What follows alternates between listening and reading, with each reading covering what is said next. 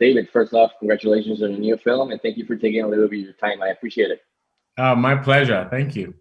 So, I mean, talking about the Midnight Sky, if you had the chance, I wanted to ask you, besides going into the film right now, if you had the chance, in what other classic sci-fi film would you stick your character, the commander, uh, from the Midnight Sky as part of that cast or that story? In which one, in what movie do you think your character would best fit in? I mean, Oh, Star Wars, wow. One, Blade Runner, Alien. I mean, Avatar. Which one do you think? That's a cool question.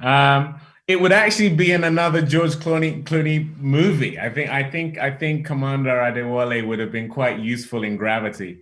Um, uh, Yes. I love that film, and to be honest, when I was approached about this film, knowing that George had been a part of that film and was going to be making another space movie, it just felt so great to be getting to do a film with him. But I love Gravity. I would have loved to have been a part of it. That's a great pick. The Midnight Sky explores a lot of interesting and deep themes, such as humanity with the planet and climate change and relationships between humans. So I wanted to ask you, of all of these themes, which one was the most that got you excited to be able to explore within through your character on the film? Well, the most meaningful one to me was the theme of connection and how important it is. I think it's beautifully depicted through George's character, the price you pay if you prioritize ambition over connection. He is someone living with quite a bit of regret in terms of the choices he's made. And my character and Felicity Jones's character, especially as we had this wonderful situation whereby we used her actual pregnancy within the film, we find a connection in the midst of all this chaos. And of course, it's the thing that becomes most important to us. And I think that symbolizes, especially in the midst of this pandemic, what is really important. I wanted to ask you about that. With this 2020 year that's been hard and weird, what have you been doing besides work to take off your mind of things, for recreation, to relax during this pandemic?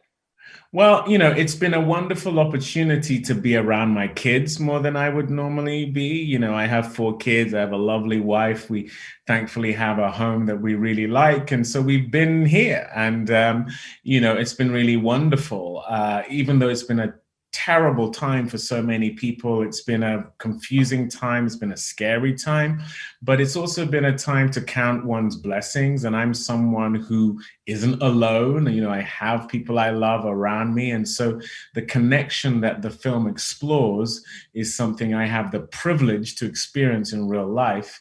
And that's just something I've come to appreciate even more now than I did before. What kind of preparation?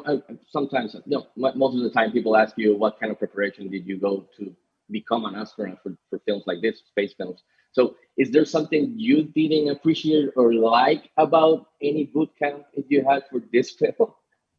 Well, something that was definitely uncomfortable was the wire work. We do these spacewalks, and you're wearing a harness around the more tender parts of your body, and you're being pushed, pulled, pricked, and prodded. But the good thing is I had the warning. George has done a couple of astronaut movies himself. We had a bunch of training. We had an incredible stunt team. And so, the end result is going to be worth the pain. And it certainly was. Yeah, it looked great. So before letting you go, I know you've worked on Star Wars because you Oh, voiced yeah. the character Agent Kala. So yesterday, we got all this news about new projects for within the Star Wars universe. So I wanted to ask you, is there any project you're really looking forward to, or maybe perhaps joining in the future with all these projects coming to theaters and streaming? Oh yeah, well, I saw my friend Rosario Dawson is now getting a squeeze in that.